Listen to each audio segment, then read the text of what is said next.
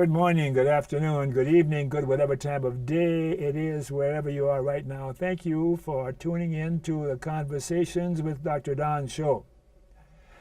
The show is produced and broadcast from the Portland, Oregon area. Now, for your first-time viewers, Conversations with Dr. Don is an ongoing series of one-hour standalone talk shows where I interview interesting people like most of you out there about who they are as unique, one-of-a-kind individuals and about whatever it is we have decided to talk about tonight. And tonight we'll be talking about the severe hazards of LED lighting. The severe hazards of LED lighting. And my guest is Dirk Dunning. I do. Welcome, welcome. Good to meet you. Good to meet you, yeah. How you doing?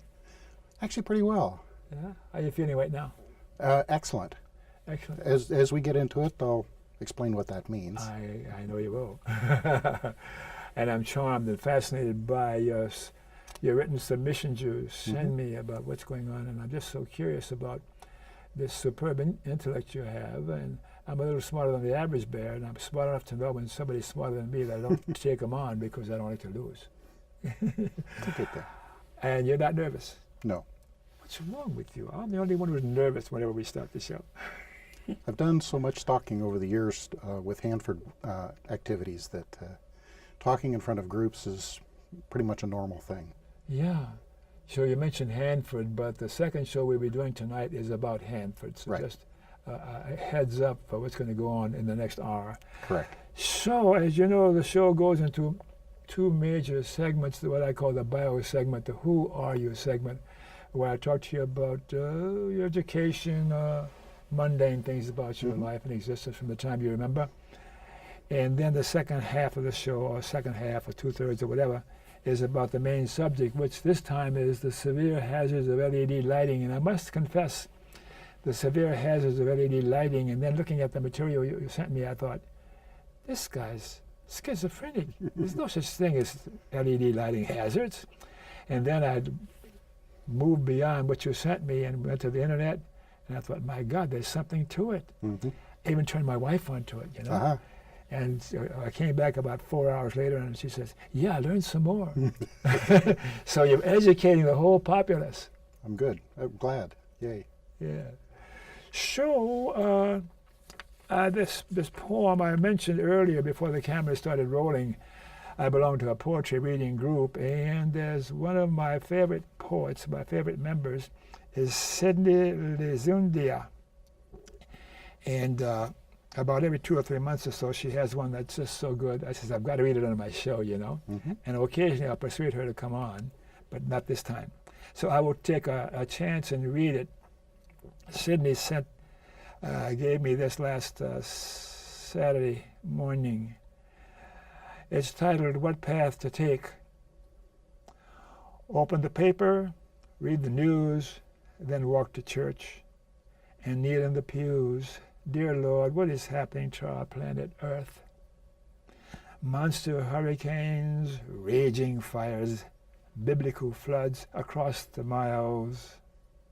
Not to mention the plight of mankind, the differences in ideals, the war between souls. Do you wonder what the beings in the outer beyond are thinking as they watch from afar? Are they horrified, convinced we will burn each other at the stake? Or do they view us with sadness that we can't master our own fate? Let us rise to the occasion, rein in anger, Twitter banging, return to civility and respect. Reach across the political divide to listen, learn, and compromise. Optimize our shared values, our love of country, our patriotism should bind us, not divide us. When all is said and done, hearken back to what you learned at your mother's knee. As dawn breaks each new day, live by her creed. Be kind, be true. Do not quickly judge. Help the fallen ones. Sprinkle love. For to be sure, love does trump hate. love does trump hate. That is the surer path to take. Sydney, you better watch this show, Sydney. Okay, shall we start? We shall. Now, if I would ask your best friend, who is Dirk, what would your best friend say? Be your best friend. Dirk is? So, that actually has several different answers, Mm-hmm. or at least it did while I was working, because I partitioned my life in different parts. Uh-huh. One of the wonderful things about being retired now is I no longer have to do that. Is this what your friend would say about you? Yes, Does she? they would know this. And so anymore, actually, Is I it go he or she? both. Oh, okay. Or either. I have a lot of very good friends. All right. Actually, my nickname for a lot of my friends is Ducky, which was a nickname given to me by a coworker's daughter when she was about 3. And when her mom introduced me and told her my name, she said, "No, you're Ducky." And it stuck. Where'd she get wonderful. that from? I have no idea, but it worked out well. But you know so darn much about everything else, you don't know what that's about? Nope, Okay. and I'm happy not to. Yeah. So when and where were you born? In 1955 in Ellensburg, Washington. Mm-hmm. Actually, when I was born, my dad was, I think 26 at the time. His dad died when he was 3. So I never got to know my grandfather, but Abe Dunning was part of a group of my family of 42 people who moved from East Templeton, Quebec, and settled the Ellensburg Valley of Washington State before it was a state. Wow. He was born actually 1 year before Canada became the Canadian Dominion. They were then a province of Canada, or of Great Britain. Great. Great. So he was born as a citizen of Great Britain, became a citizen of Canada, and then became a citizen of the United States just because of where he lived. How did you get all this information together? Did you do research, or was it Yeah. family? The family had a lot of it, but also there's a lot of digging. And it's a pretty fascinating history. But it's funny to think back that my father or my grandfather was born over a century and a half ago. And for most families, that would be like great-great-great-grandfathers. Yes. So ours is a little different. Why were you born? Why? Everyone always asks me the same Huh. question back again. That's a good question, actually. Why did you choose your family? Actually, a large part of my life is very much involved in esoteric stuff. And I do a lot of journeying, if you will, through a place called the Monroe Institute back in Virginia. It's an absolutely wonderful place. It's kind of picked up the nickname of Hogwarts for adults, and it very much is that. But they end up doing or helping you to do all kinds of things in very deep meditative states and get you there very quickly using sound technology that's pretty amazing. And so one of the things that comes out of that is you end up learning or finding for yourself, learning's the wrong word, finding for yourself much more about who you are, about who we all are, how we relate to one another, and a lot of related things, and it's just a lot of fun.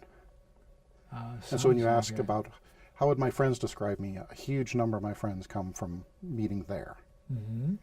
And we end up having talks that are very different than most people would, where talking about near-death experiences and other things is very common for us. How do you get into this meditative state you're talking about, and what is that? So the basic thing that, there was a guy named Bob Monroe, a long time ago, had a spontaneous experience of an out-of-body. And he worked at a major company, and he couldn't tell anybody about it, and he thought he might have a brain tumor or all kinds of other issues. And as he researched to try to find out, he found out that quite literally the answer was on the other side of the railroad tracks. That the people with the fortune-telling stuff and related knew more about what was going on than did all of the science folks he talked to.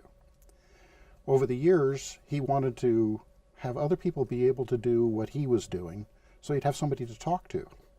And being that he worked in a sound company as an executive, one of the things that he did was focused on sound as a way to get there. And using a lot of the things that he'd learned over all of his years, he ended up developing a technique where you use 2 different sound tones in each ear, and it's much more complex. It's a whole series of tones. Sure.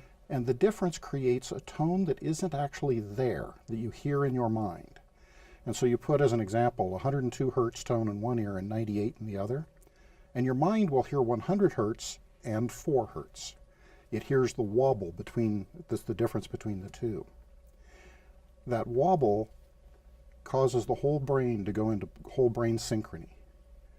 And by putting together the right sets of frequencies, you can get into very deep meditative states very quickly. And you can do that. Oh yeah, easily. You still do it. Yes. And after a while of doing it, you don't need the sound help anymore. You just do it.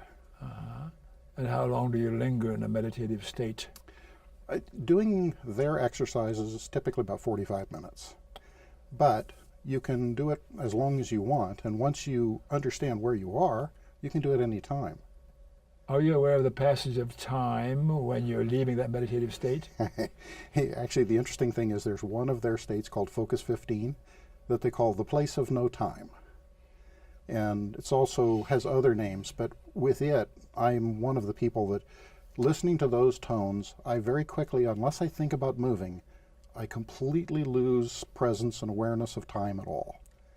And suddenly you'll hear Bob's voice telling you to come back. Started. You're fascinating. It's a fun thing. Uh-huh. It's a fascinating place to go, an amazing group of people. You would typically have anywhere from 16 to 20 folks that you meet, that most of them you've never met before, and suddenly they become fast friends. And it's just wonderful. Typically, how long does a group like this meet? 1 week. One. It's a 6-day program. Uh-huh. So, yeah, they get into it very quickly. And what's so funny is by the time you get to Tuesday, everybody's beginning to lament, oh no, the week's almost over. We got a lot to go yet. Hang in there. So at a gathering, you meet and you start and you get into this state, and then after you're in the, do you talk about getting into the state or after the state or what?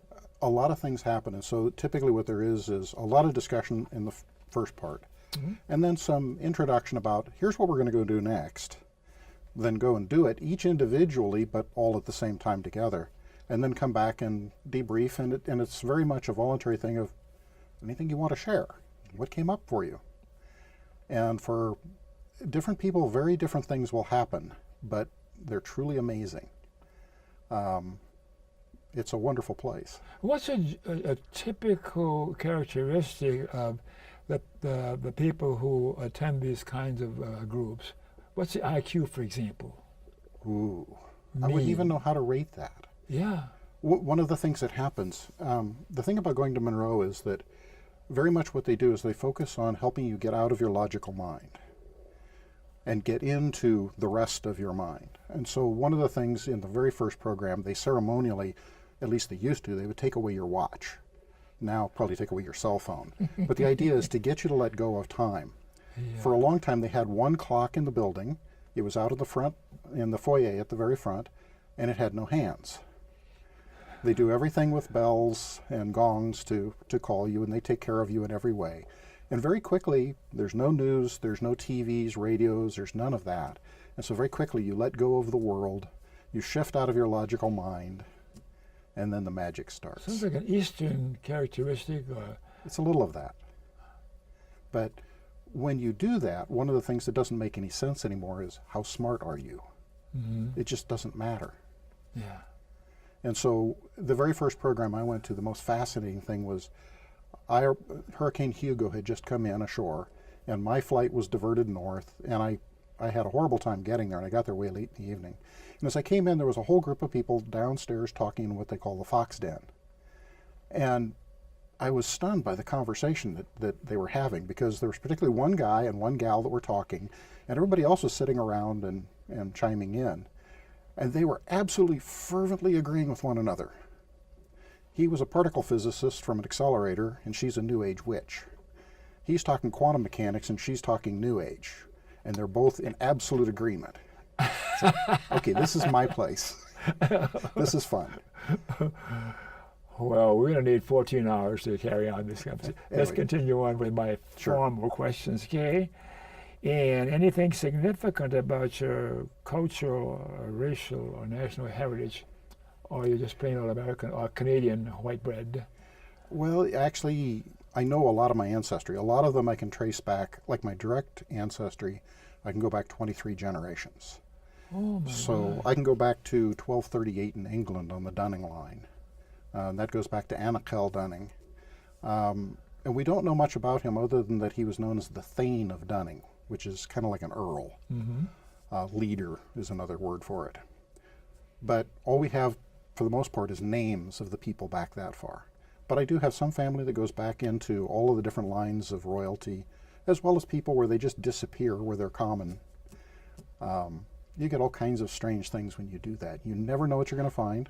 On one side of my family, I have people who were very much making the, what's the name of it?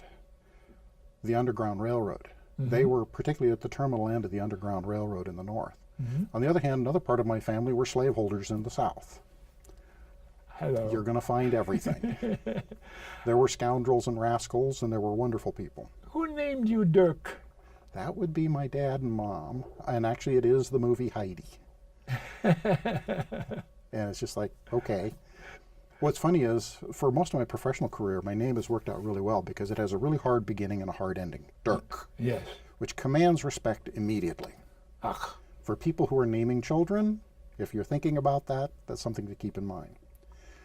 But what that also does is distance people. And so it's off-putting a little bit as well. The name Dirk actually is a Scottish name for a 13-inch single-bladed knife. My middle name means big dog, and my last name means tax collector for the king. It's like, okay. It's a strange thing. A religious preference, do you have one? And if I ask you a question you don't want to answer it, you don't have to answer. No, it's fine. I grew up in a household where we were allowed to choose whatever we wanted. And my dad as well, and my mom as well. And so we had a chance to go in whatever direction suited us. And so I tasted a little bit of everything, but ultimately, if I was anything, I was atheist. But then along about the time that I first started going to Monroe, one of the things that I had happen was, okay, I came basically as atheist to this. A good friend of mine was very much devoutly Jewish, another Muslim, another a born-again Christian pagan. He was most unusual of a bunch. Yeah, it was an interesting thing.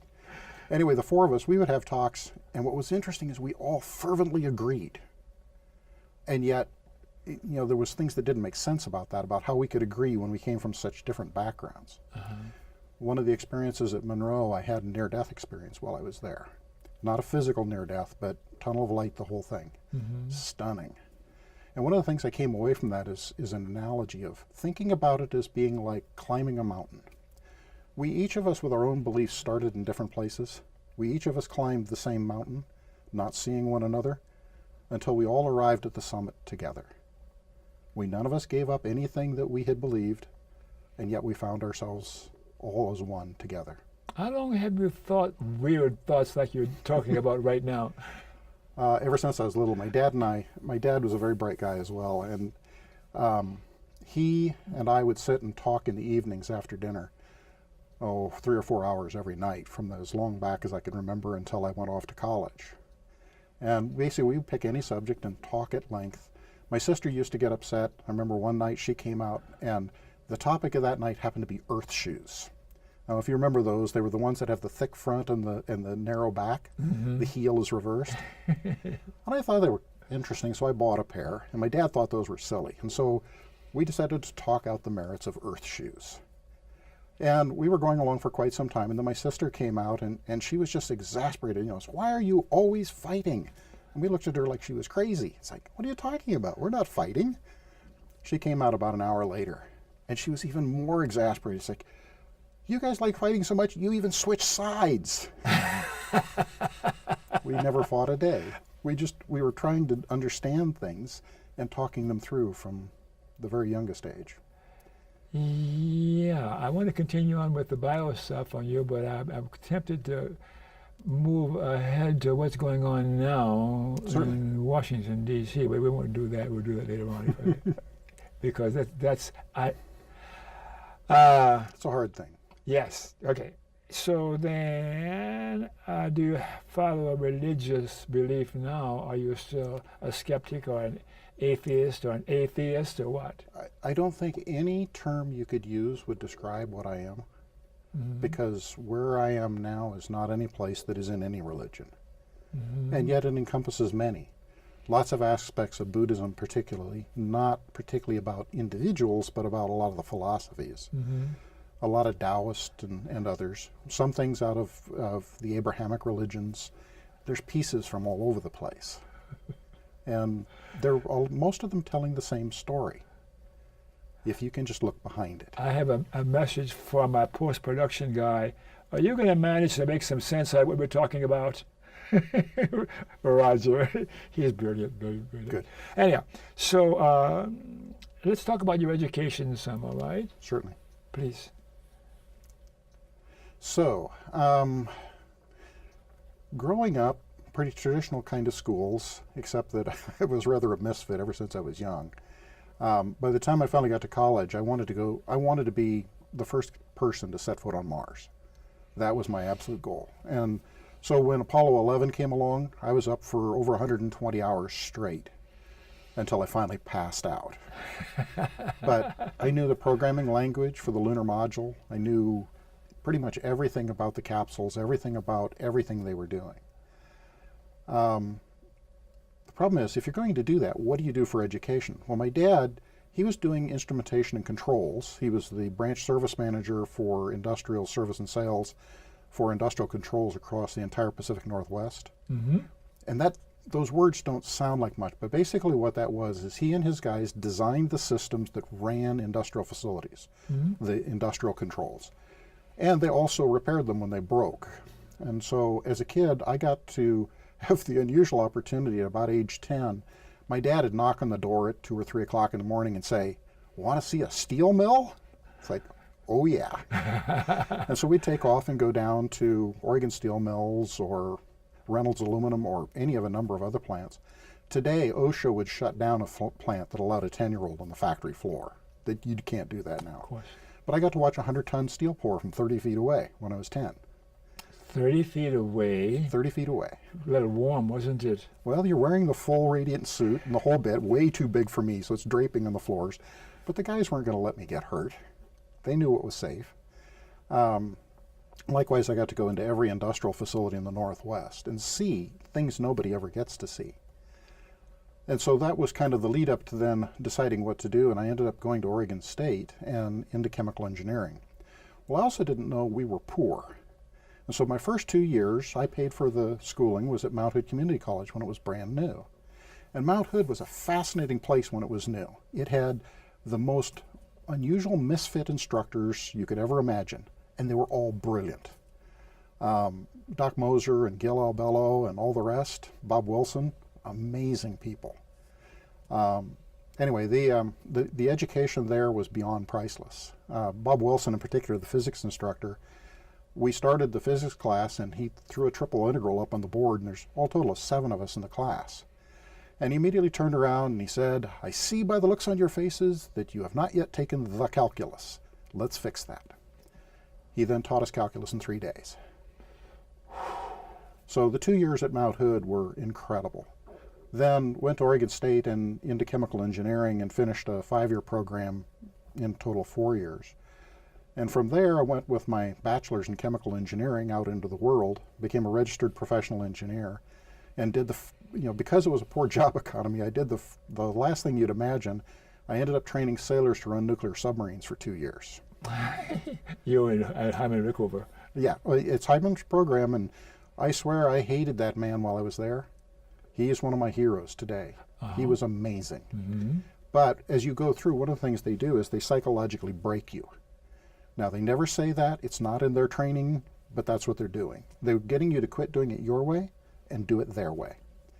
And so it's verbatim compliance. You do it their way. After 2 years there, I'd had enough and went on and ended up going to work for a company here in Portland, Valker-Siltronic, building the facility here in Portland. And so that was a fascinating thing for a couple of years before I got, go ahead. Building the facility, what facility were they building? So Valker-Siltronic sits down near the railroad bridge just north of downtown Portland. And what it is a factory to produce the silicon wafers that are used to produce computer chips. Okay. They don't produce chips, they just produce the wafers. It's a fairly straightforward but complex process to do, Well, it was fascinating to get to do it there because for the first, oh, I think it was the first 3 months, the Germans were the ones actually building it. And they're mostly Bavarian. And so the rules with Wacker were that this is a piece of Bavaria and we're working under Bavarian rules. And so that meant weird things like beer and wine were allowed all day long. It was a very different thing. And all of the meetings were conducted in technical German. So building that factory was a fascinating learning experience. So did you learn German? Ja, ich spreche gut Deutsch. Yeah, actually, I learned German in high school, but then I learned technical German with them. And by the time we got done with that first 3 months at the going away party, I remember I was talking with one of the directors' wives. They had 3 rotating directors. And by the end of that evening, she complimented me on my Austrian. It's like, I'm sorry, I didn't realize I wasn't speaking English. Where did I learn Austrian? It was an amazing place. Anyway, from there I ended up going to Fairchild Semiconductor, where I was manager of chemical operations. It was a big step up. Did that for 7 or 8 years. Rose to pretty good levels there and did a lot of amazing things. Built 5 semiconductor plants. We had amazing things in those facilities. Mind you, this is back in the early 1980s. We had fiber optic running between our buildings in the early 1980s. Whoa. We were running 5 clustered DECVAX computers across the fiber optic, a multitasking, multi-threading, multi-user operating system that was, I haven't seen anything like it Way today. ahead of your time. We were way ahead. So we got to do a lot of fun things. So then, what are you doing in your retirement since you retired about a year ago? So retirement the first thing has been trying to understand what happened with the LEDs, how we got here and what it is, but also doing a lot of things with Monroe, with some fascinating work with brainwaves and related to understand what's happening there. Tell me again, where is Monroe? They're in Faber, Virginia, or just outside Faber. They're Okay. up at Roberts Mountain, which isn't named for Bob Monroe. It's named after another Robert. But yeah, it's a campus that's in Nelson County, Virginia. There's, I think, 1 traffic light in the whole county. So it's way away from everywhere and just a wonderful place. So, since you retired, what are you doing? Just going about talking to are you bored? I have too many projects to be bored. Hey, you were commenting earlier about some of my interests, and one of them is that back when I was in college, I was playing with physics, and one of the things had to do with black holes. And so there were a whole lot of problems like that one that I set aside when I was a teenager. And what's fascinating now that I'm retired is now I can sit down and puzzle through those and start doing work on them again. Don't start talking about them because I'm having a hell of a time staying up with you anyhow. Sorry. No, please go ahead. Yeah. Well, no, I won't go there, but what it is there's some ideas that I've never seen any science papers on talking about black hole formation and having the potential where you have 2 objects that come together and start to form a black hole, but it's not closed. You can actually see inside. It's like, that's interesting. What does that do? Well, it's that kind of thing that has always fascinated me of, why is that way? You know, it's something my dad instilled in me from the time I was very small. Always asking questions, and any question I could ask, he'd answer until he couldn't, and then he wanted me to answer it. Did you figure out what needed to be done to fix the Hubble telescope? The Hubble is an interesting story. I can't confirm what it was, but I have a strong suspicion. The Hubble is a space telescope that is actually designed almost identically to some of our spy satellites. The Hubble was misfocused with a focal length of 110 miles. It orbited at 110 miles. A third of its time was allocated by one person and never disclosed. My guess is it was being used as a spy satellite looking at the ground. And the idea was to have this satellite that's supposedly looking out that we could look down and have the Russians not understand that this was actually a spy satellite. Let's move on. Do you have a wife, boyfriend, girlfriend, husband? I was married once upon a time, long time ago. That didn't work out. A couple of major significant relationships, and they ultimately went their way as well. But at the moment, no. You live alone? Yeah. Do you enjoy yourself? Oh, yes, all the time. Life's fun. Children or grandchildren, any of those? No children. So this is a piece of a story that you'll very well understand. When I was a teenager, I developed a form of arthritis that's quite severe. Yes. Ankylosing spondylitis and reactive arthritis. I was diagnosed with that many years ago. Well, I had it start when I was in high school. And it didn't take too long for me to figure out that there was a huge genetic piece to this. Now, it's not genetically caused. As it turns out, what it is a leftover of another thing. You were asking about my ancestry. It turns out I have a lot of Neanderthal ancestry, dating back to ancient humans. Part of that ancestry is a section of gene that codes for an antigen on the cells, which is what enables this particular disease. And so in that, we actually are distant cousins because it is the same gene. Anyway, that arthritis, because of it, one of the things I knew from the time I was 17 was I would never give this to anyone, particularly not anybody I loved. And what that meant was I will not have children. Okay. I decided that a long time ago. Okay. Now, he's going to yell at me. We're going to take a break here. Persons from the past or alive today that you particularly admire or look up to? Oh, my. There's a bunch of them. Robert Kennedy was probably one of the first. I was watching Robert Kennedy's speech the night he was shot, and I turned it off just as he was going through the door, leaving. Oh, man. And I didn't learn till the morning that he'd been killed. Nelson Mandela, another great guy. Oh, my goodness. Yeah. Mother Teresa. There's a whole bunch of them that people have never heard of, but there's a lot of folks in the world that have done really amazing work, and all of them. But particularly the most, my dad and mom. Hey. Oh, yes. I had a truly amazing childhood. I didn't understand until the last decade that how unusual my childhood was.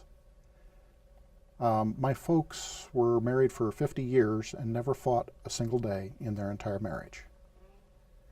Not once. Do you ever lie? No. No. But no, they had a truly amazing marriage. They were partners in the truest sense. And part of their philosophy was when either one of them made a decision, they both made the decision. Oh, fascinating. Your writings, have you written anything about the kind of things we're talking about right now? Nothing published, but beginning. Particularly because of Monroe and some of the things that happened there with near-death experience and others. I've got about 8 or 9 or 10 books that I need to write. And they vary everything from esoteric things dealing with near-death, curing my cancer, which I did in '97, to things about hard science things on uncertainty and related fields, which are things that most people would never be interested in. Oh, we're going to have to stop talking about your bio stuff now, so we can go into the severe hazards of LED lighting. And I've been talking to my crew a little before we started here, and they're curious as I am because I've given them a few words about how weird, pardon me, how brilliant you are. So let's take a break. True.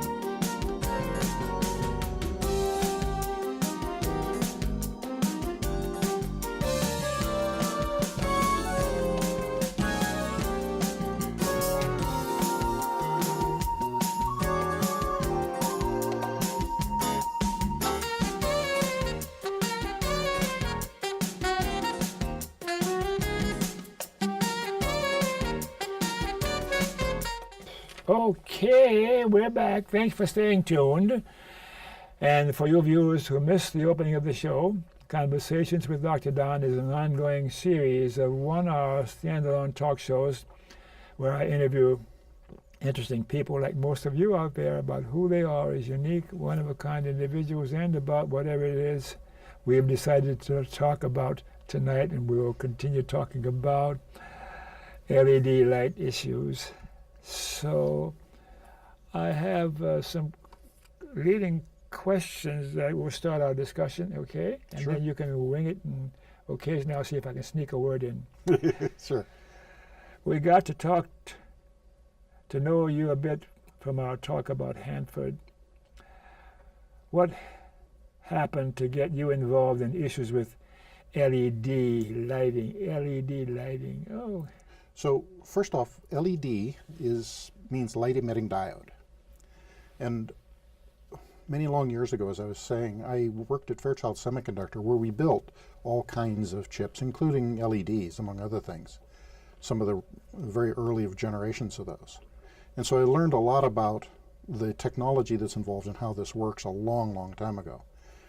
After Fairchild, I was consulting engineer for about a decade, and then I ended up going to work for the state of Oregon, doing Hanford work for the last quarter century. And I was the senior technical person involved in pretty much all kinds of aspects of what's happening at Hanford and how do we deal with that. How do we protect the citizens of Oregon? How do we protect the environment? How do we do what's best for everybody and what's right? what qualified you to assume that sort of a position about Hanford? Well, they were looking for somebody to do communications work, to translate technobabble into English. And I was so a that, tech writer many years ago in a previous life, so I know what you're talking about. Yep. But it also has the other aspect of having translated technobabble into English so the public can understand. When Yeah. the public comments, you need to translate that back into technobabble so that the various technical people understand what the public said.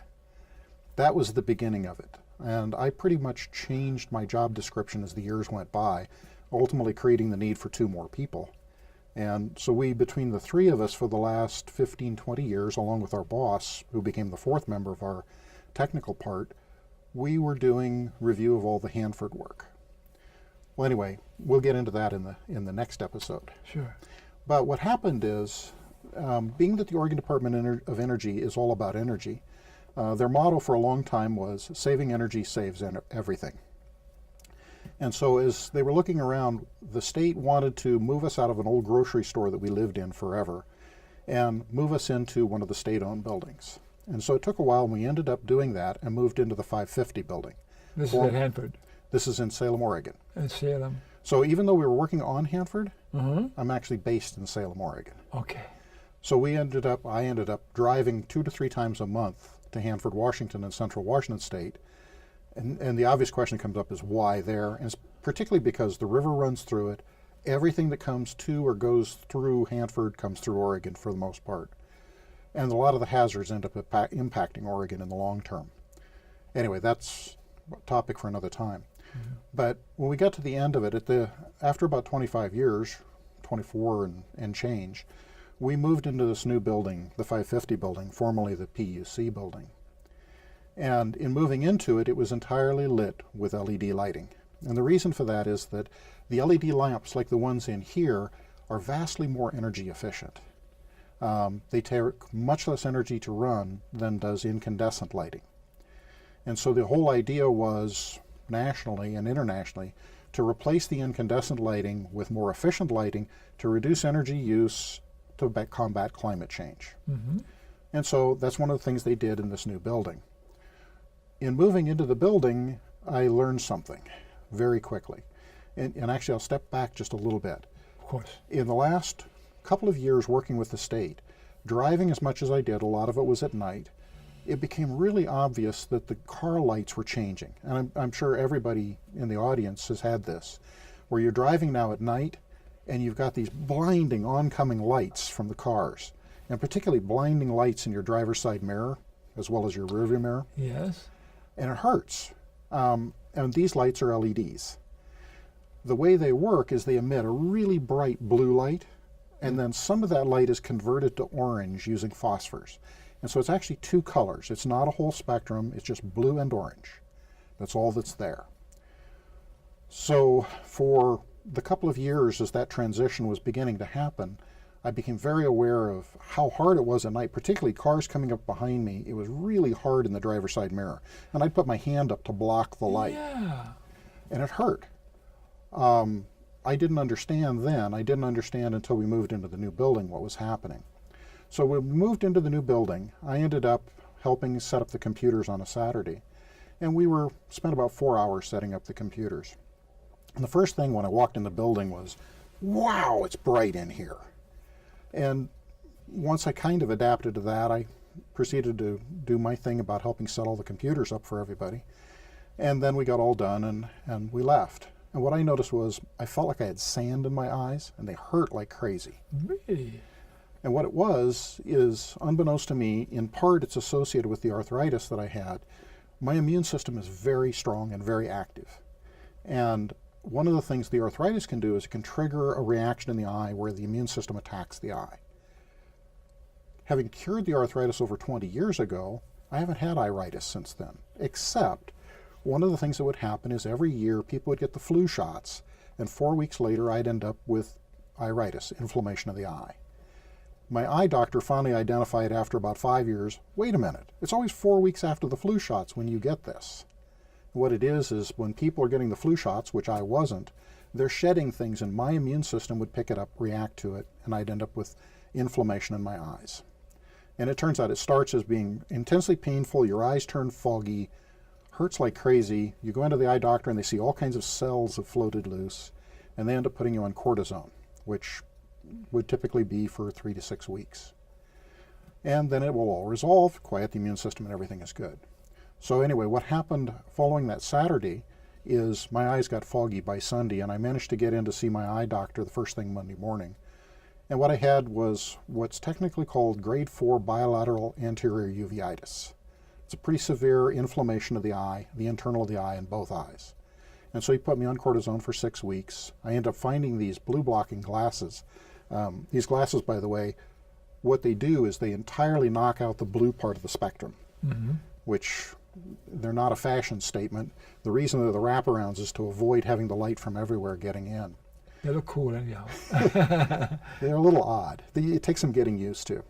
But anyway, I started wearing these as well as a baseball cap at work and trying to hide from the lights and just having no success getting my management to understand what was happening to me. 2 of my colleagues, also for the agency, ended up having to see doctors as well. This is in the first week. There's another dozen or so folks out of the 89 of us. The LED lighting. Right. It's because of that. And they ended up being prescribed blue blocking glasses. They're still working there and still having a horrible time and suffering today. We had another dozen or so folks that were all hiding from the light, trying to turn off the lights, turn down the lights, get away from the lights. And management just was not hearing any of that. I finally ended up going to the eye doctor and got, or actually to my main physician, and got direction to be removed from all LED, all fluorescent, and all bright lights, because it was causing that much havoc. And so they put me out in a conference room all by myself with outside lighting. But even just entering and leaving the building, the spotlights were intense and hurt like crazy. And whenever I go on travel to Hanford or to the other meetings in conference rooms there, they all began converting to LEDs, and I'd find that inside of less than an hour I was in horrible pain and I had to leave. So that began my journey to try to find out what's going on. Why is this such a problem? And what I learned as I went along was that in some ways I'm unique, in other ways I'm not at all unique. For me, the LED lights end up being intensely painful from the very beginning. They're just way, way too bright. As it turns out, that's likely a genetic thing that goes way back, and it has to do with how we see light, particularly blue light. And for some people who are descendant of people who came from far northern Europe, we're genetically adapted to see in the dark, to see in very low light levels. People who are from the Mediterranean and farther south are genetically adapted to avoid seeing in the blue end because the light's already too bright. And so people who have light-colored eyes typically are the people who are descended from folks from the north. People with darker brown eyes, typically from the south. And it's part of an adaptation to deal with whatever the light is that you happen to have where you live. At least that's my best understanding of what it is. But involved in that, there's a bunch of other things that are happening. And so the LED lights have a couple of big issues. The first one for me was this intense brightness. You want to jump in? No, I was getting because I wasn't breathing because I was paying so much attention. Deep So breath, please go on. slow.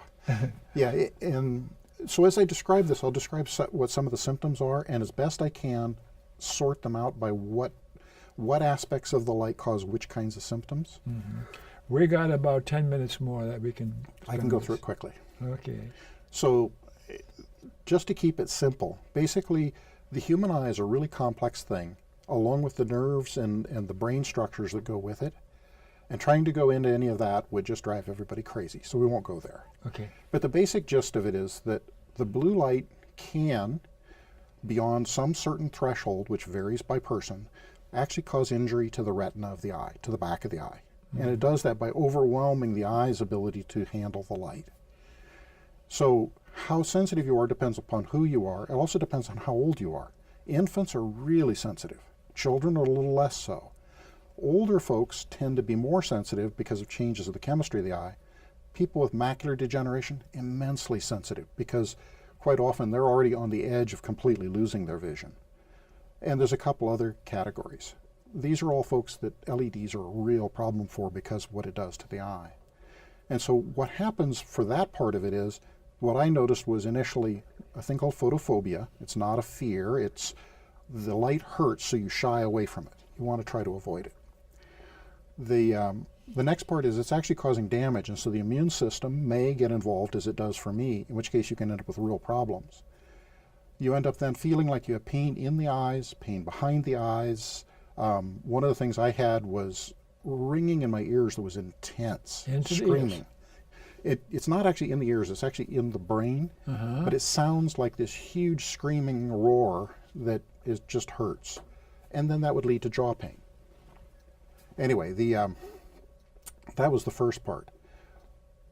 What I didn't understand at that point was there's another trigger to it, that the LED lights, typically for the majority of them, they turn on and off 120 times a second, the blue part. Mm-hmm. The orange part doesn't change in brightness quite as much. So the light's actually changing colors 120 times a second. That flicker, as it turns out, the human eye does a thing where it looks not just at colors in black and white, it also looks at the difference of things to find edges. And what it's doing is trying to draw the edges, number one, but it's also trying to say something moved over there. It might eat me, or it's food. Well, this is an innate part of the mind, and it works faster than the seeing part of the mind works. And so even though you can't see the flicker, your brain still sees the flicker. Mm-hmm. Well, because it sees that and it thinks there's movement and possibly danger, it goes into alert. And in going into alert, there's a portion of the brain that's its job is that. It also overlaps with hearing, which is the reason that the ringing occurs, the tinnitus, because of a confusion in the brain. Well, for me, it turns out that's one of the really huge problems is with the LEDs that flicker. They cause me horrible, horrible distress. Mm-hmm. One of the concerns I had when we started to talk was about the lights you have here in the studio, because they're LED, which is the reason I'm wearing the glasses. I have a $2,500 light instrument that I carry with me, and I checked these lights before we started. And what's interesting is they only flicker at 1 cycle per second. I'm not sure how these are electronically working to do that, but what I'm also noticing is the glasses won't stop flicker. They will stop the blue. But because they don't stop flicker, one of the things I was afraid of is that I might have to literally start wearing blackout goggles because of intense pain and ringing in my ears. That hasn't happened, which tells me that these really are flickering at a lower rate, which is great. It means I'm safe to continue, which is a wonderful thing. But it's really weird. You get these things of today, if I'm going to go shopping, a lot of stores I can't even go in. If I do go in, I have to wear blue blocking glasses, and I've got to limit myself to maybe 10 minutes maximum, and I have to be out. I just can't go there anymore.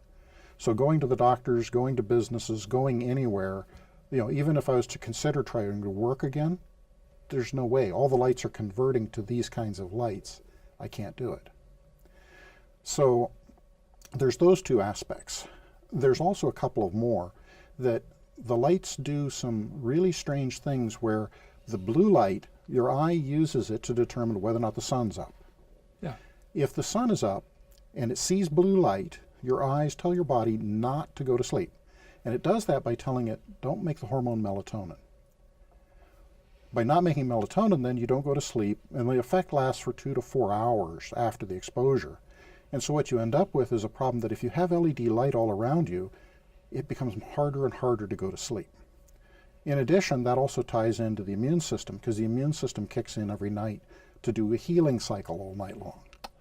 And so if that doesn't work right, then you end up with the next problem of diseases and processes that would potentially cause problems are normally stopped. The immune system deals with it.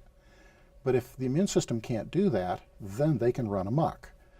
So one of the things that's happened here in the last 4 or 5 years, there have been a series of studies, starting with one in California, then a National Nurses Health study, one out of Haifa, Israel, and most recently one from Spain, where what each of these did is tried to look at, once the street lights went to LED, what happened? And the answer that they ended up finding was, with the Barcelona study, was that they saw a 47% rise in breast cancer rates and a more than doubling of prostate cancer. Cancer. And it's not because the lights directly cause it, it's because of what they do to the sleep and the immune system, the circadian rhythm. And so you have the circadian rhythm effects that cause all kinds of problems, and these huge raft of cancers showing up that shouldn't. One of the other studies at the same time they have now is looking at what happens with exposure to LED lighting and the effectiveness of tamoxifen, which is used for some breast cancers. Mm-hmm. And it turns out that people who are being continued to be exposed to LED lighting as they're using tamoxifen, the tamoxifen doesn't work.